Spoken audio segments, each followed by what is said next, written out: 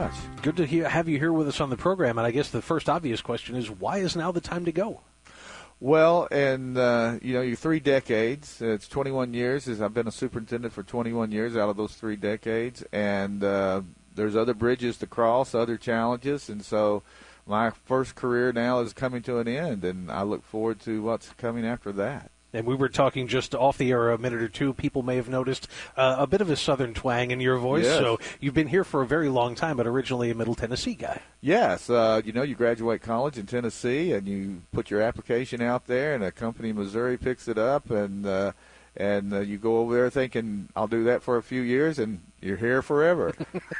So in the decades that you've been at the head of the Lindbergh School District, talk about some of the changes that you've seen and what you see as the future of the Lindbergh School District and the challenges that it faces. Exactly.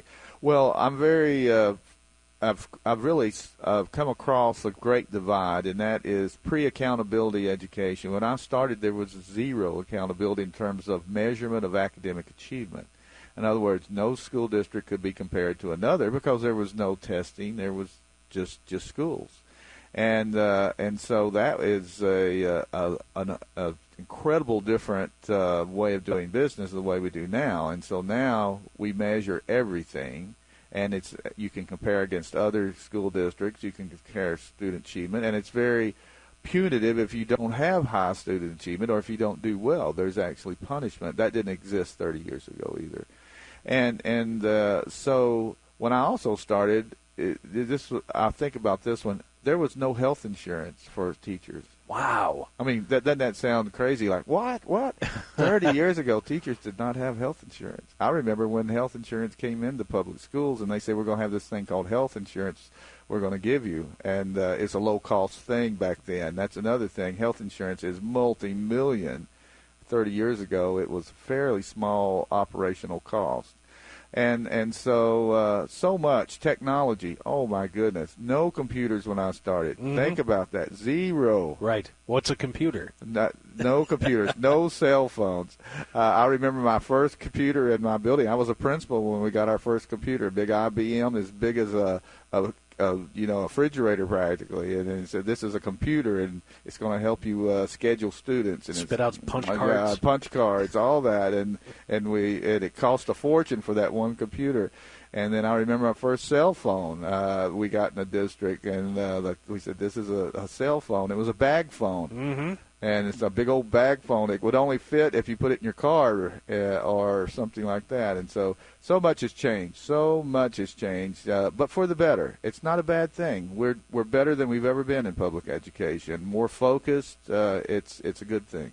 And as parents, I guess we look and we all have that tendency to look at things and say, "Oh, these kids today." Yeah. Have the kids changed? I don't really believe that the kids have changed. They go through generational shifts, and that's the first thing you see. This generation is sort of focused on this, and like example, the generation of the 80s was really focused on wealth building. Mm-hmm. Think about that. Students wanted to get to Wall Street. They wanted to build wealth. They thought about being wealthy, how to get there. And now let's contrast that with today's high school students. It's all about service, fairness, social justice, equity. Our students in high school today are I actually think today is the most parallel decade we could have gone through in the past to today is not the 60s. Really? Yes. Today is mimicking quite a bit of the 60s, which is speak out, advocate, and don't be quiet if you see something that's not right. And so we have a lot of students that are, we've had walkout already this year. Mm-hmm. And that's, of course, over school shooting. And so we've had 1,000 students in Lindbergh High School. That's a lot of students. Get up out of their chair and walk to the football field to say, school shooting, that's enough. Let's stop.